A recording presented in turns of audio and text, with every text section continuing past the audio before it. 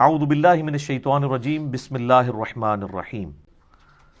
اب ایک اور یونیورسل ٹروتھ آ رہا ہے۔ سر یہ جو یونیورسل ٹروتھ ہے نا، یہ ساری امتوں پہ فٹ بیٹھتے ہیں۔ یہودی کہتے تھے ہم اللہ کے چہیتے ہیں، اللہ کے بڑے لاڈلے ہیں، بلکہ وہ تو سمجھتے تھے کہ ہم اللہ کی فیملی سے ہی ہیں، کیونکہ ہم پیغمبروں کی فیملی سے ہیں، ہماری نسل ابراہیمی ہے، اور ہم chosen people of the lord ہیں، اللہ کے چنے ہوئے لوگ ہیں۔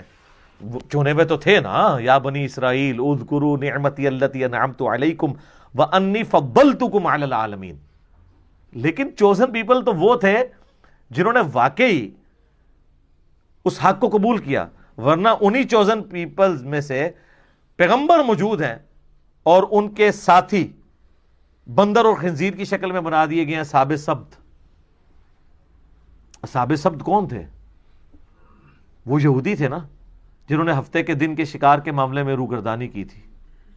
تو وقت کا پیغمبر تو موجود تھا ان کے اندر، یوشع ابن نون۔ بخاری مسلم دونوں میں حدیث ہے، نبی علیہ السلام نے فرمایا کہ بنی اسرائیل کا انتظام ہمیشہ پیغمبروں کے ہاتھ میں رہا ہے، مسلسل حضرت موسیٰ علیہ السلام سے لے کر عیسیٰ علیہ السلام تک 1400 سال تک ان کی تار ٹوٹی نہیں ہے۔ ایک پیغمبر موت سے پہلے اپنی جگہ ایک دوسرے پیغمبر کو خلیفہ بنا کے جاتا تھا۔ 1400 سال تک پیغمبر آتے رہے، 3 کتابیں نازل ہوں، اور حشر یہ ہو رہا ہے، اللہ تعالیٰ اب ان سے کہہ رہا ہے قل ان کانت لکم الدار الآخرۃ عند اللہ خالصۃ من دون الناس۔ اے نبی ان سے فرماؤ کہ اگر یہ تم سمجھتے ہو کہ آخرت میں جو جنت ہے، آخرت کی زندگی کے حقدار صرف تم ہی ہو، جنت، وہ کہتے ہیں جنت حسین دی، کہتے ہیں نا، اور خود حسینیوں والا ایک کام بھی نہیں، سوٹیں لگا رہے ہیں اور کہہ رہے ہیں جنت حسین کی۔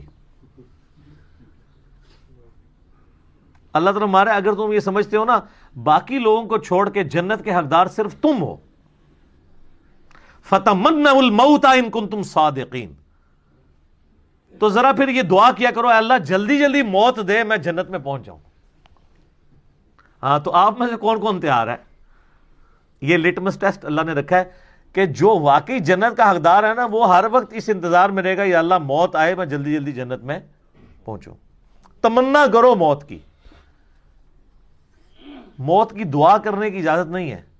بخاری مسلم میں حدیث ہے، نبی علیہ السلام نے منع کیا کہ کوئی شخص یہ دعا نہ کرے کہ اللہ مجھے موت دے دے مصائب سے تنگ آ کے، کیونکہ وہ مصائب تو آپ کا امتحان ہے، لیکن تمنا کی جا سکتی ہے اگر حالات و واقعات اتنے بگڑ جائیں تو بالکل ٹھیک ہے۔ امام بخاری کے ساتھ ان کی زندگی میں یہی ہوا ہے نا، ان کے کلاس فیلوز نے ان کے خلاف اتنا پراپوگنڈا کیا کہ جس شہر میں جاتے تھے، شہر کے دروازے پہ پہلے ہی بندہ کھڑا ہوتا تھا کہ حضرت ادھر نہیں آنا، آپ تو گمراہ ہیں۔ آج ان کے حضرت ان کے مریدوں کو کوئی جانتا بھی نہیں ہے، پوری دنیا میں بخاری بخاری ہو رہی ہے، ٹھیک ہے، یہ بات ہے۔ لیکن یہ لوگ اپنی زندگی میں ساروں نے بڑی بڑی تکلیفیں کاٹی ہیں۔ امام حنیفہ رحمہ اللہ کو زہر کا پیالہ پینا پڑا ہے منصور کی جیل کے اندر، زبردستی، اور محبت میں آپ چیف جسٹس بن جائیں، ان کا میں نے نہیں بننا، ان کا اچھا آپ نہیں بن رہے تو میں آپ کو زہر دے دوں گا۔ وہ کہتے ہیں میں اہل ہی نہیں اس کا، اس لیے وہ کہتے تھے کہ پھر اپنی مرضی کے فتوے لیں گے یہ۔ تو خلیفہ منصور نے کہا کہ آپ جھوٹ بول رہے ہیں کہ آپ اس کے اہل نہیں ہیں، آپ اہل ہیں۔ تو انہوں نے کہا جو شخص جھوٹا ہوتا ہے تو وہ تو ویسے ہی اہل نہیں رہتا۔ پھکی دیتی امام حنیفہ نے بھی کہ تم انہوں اگر جھوٹا کہہ رہے ہیں تو مطلب پھر تو میں ویسے ہی اہل کوئی نہیں ہوں۔ اور وہ اصل میں تقیہ کر رہے تھے کہ میں اہل اس اعتبار سے نہیں ہوں کہ جو تم مجھ سے فتوے لینا چاہتے ہو نا، یہ دنیا کا کتا میں نہیں بن سکتا۔ جو بعد میں قاضی ابو یوسف نے جو جو گندے فتوے دیے ہیں، الامان والحفیظ، انہی کے شاگرد نے، اور پھر اسی بنیاد پہ تلوار کی زور کے اوپر فقہ حنفی انہوں نے پھیلا دیے۔ امام حنیفہ تو بیچارے جس عہدے کو قبول نہ کرنے کی وجہ سے مر گئے، ان کے شاگرد نے اسی عہدے کو قبول کر کے زبردستی حکومت وقت کی پشت پناہی کے ساتھ سارے معاملات کیے۔ یہ سر فرق ہے، کیونکہ ان کو نظر آ رہا تھا کہ اس کا نقصان کیا ہوگا۔ تو اللہ تعالیٰ مارا ہے کہ اگر تم یہ سمجھتے ہو نا جنت آپ کے لیے خاص ہے یہودیوں، اور تم اللہ تعالیٰ کی بڑی لاڈلی امت ہو، تو دل میں کبھی تمنا تو کرو نا موت کی. سر جو لوگ اللہ سے محبت کرنے والے ہیں نا، ان کے دل میں تو ہر وقت موت کی تمنا رہتی ہے.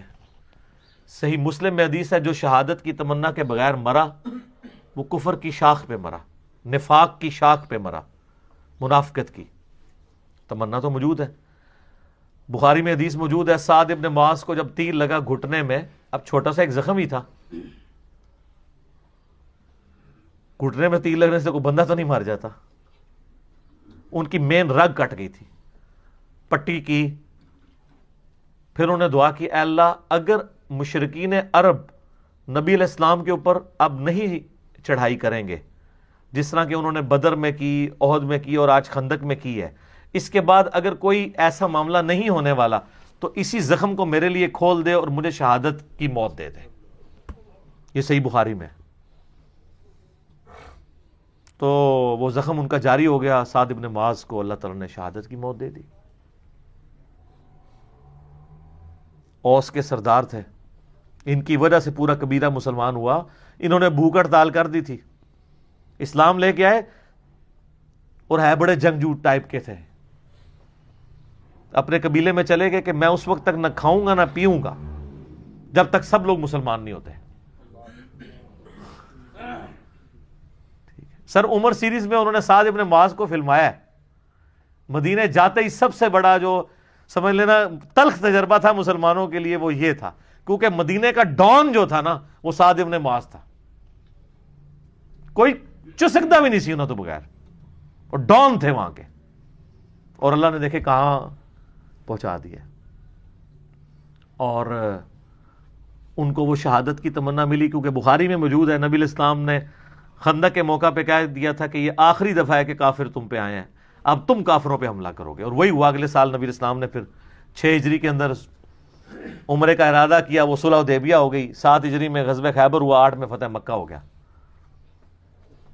تو مومن تمنا کرتا ہے موت کی اس اعتبار سے کہ اے اللہ اگر دنیا میں میرے لیے کوئی خیر باقی نہیں ہے، میرے لیے زندگی میں امتحان ایسے آنے والے ہیں جن کو میں برداشت نہ کر کے کفر کی زندگی میں نہ چلا جاؤں، اگر اس اعتبار سے کوئی موت کی تمنا رکھتا ہے تو وہ صحابہ کی سنت ہے. شہادت کے اعتبار سے جو تمنا رکھتا ہے، کیونکہ اگر آپ تمنا ہی نہیں ہوگی شہادت کی تو آپ جنگ خاک لڑیں گے جا کے. خالد ابن ولید جو ہے وہ کس طریقے سے ان کے اعصاب کے اوپر سوار تھے رومنز کے اور پرشینز کے. وہ سیدھا پہلے تو خط بھجواتے تھے کہ میں وہ قوم لے کے آ رہا ہوں کہ تمہیں شراب اتنی محبوب نہیں ہے، عورتیں اتنی محبوب نہیں ہیں جتنا وہ موت سے محبت رکھتے ہیں. تو سر ایسے جو لوگ ہیں جو آپ کے ذہن میں شاید کھر دماغ ہوں، ان کے آگے کون سی سپر پاور ٹھہر سکتی ہے؟ لمیٹڈ ریسورسز کے ساتھ یرموک اور قادسیہ کے اندر انہوں نے ناکو چنے چبوا دیے ان کو. تو اللہ تعالیٰ ہمارا یہودی ہو، اگر تمہیں یہ یقین ہے نا کہ تم جنت تمہارے لیے گارنٹیڈ ہے، تو ایک دفعہ موت کی تمنا تو کرو اگر تم سچے ہو. اور اللہ تعالیٰ خود ہی